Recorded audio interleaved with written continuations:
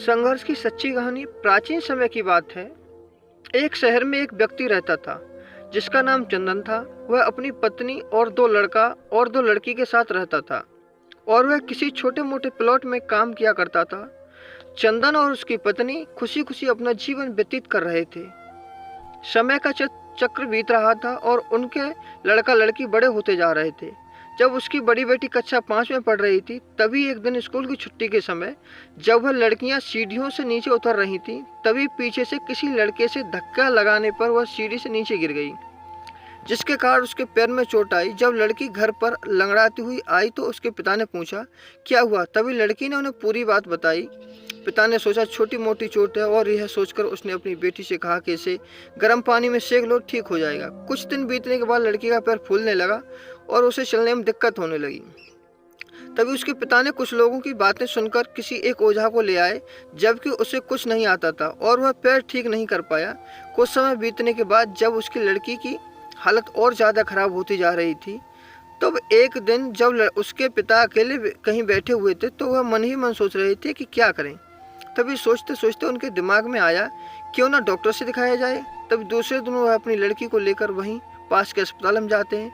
Doctor जब लड़की को देखता है तो लड़की के पिता से कहता है कि जल्द ही इसका ऑपरेशन करना होगा, क्योंकि इस लड़की के पैर में एक बहुत बड़ा घाव हो चुका है, जिसके कारण लड़की का पैर भी काटना पड़ सकता है। पिता डॉक्टर से पूछता है कि ऑपरेशन में कितने पैसे लगेंगे।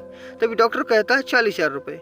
पिता घबरा जाता है, लेकिन पैसे की तलाश में इधर से उधर जानने लगता है। इधर उधर भाग दौड़ करने के बाद पैसे की व्यवस्था कर लेता है और लड़की का ऑपरेशन हो जाता है। ऑपरेशन के बाद लड़की अपने घर आ जाती है, परंतु लड़की के पैर में कुछ सुधार न होने के कारण पिता चिंतित लगता है। इस तरह 4 साल बीत जाता है तथा पैर में लाख लाख रुपए लगाने के बाद भी लड़के का पैर ठीक नहीं होता है, जिस कारण से पूरा परिवार दुखी रहने लगता है। कुछ समय बीतने के बाद लड़की का विवाह हो गया और लड़की के जीवन में खुशहाली आ गई।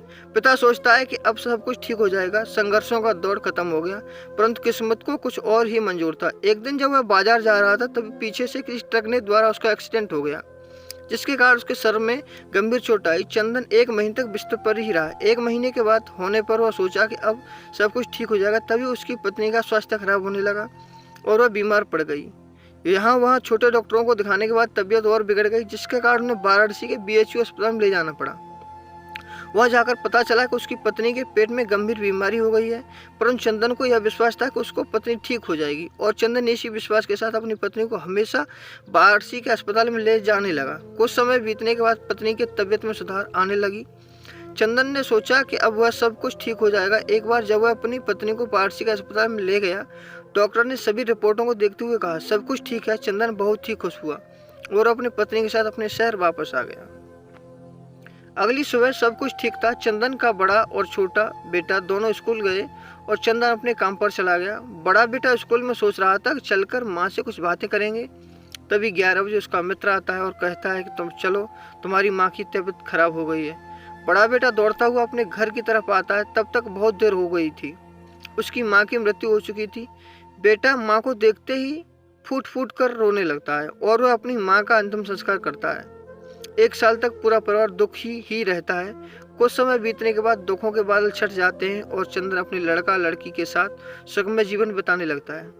आज उसका परिवार खुश खुशी जीवन जी रहा है। दोस्तों, जीवन में सुख और दुख दिन और रात की तरह होते हैं, जो कभी स्थायी नहीं रहते। इसलिए दुख के समय में कभी हिम्मत नहीं हारना चाहिए तथा सुख के समय में कभी अहंकार नहीं करना चाहिए, इसीलिए कहा गया है।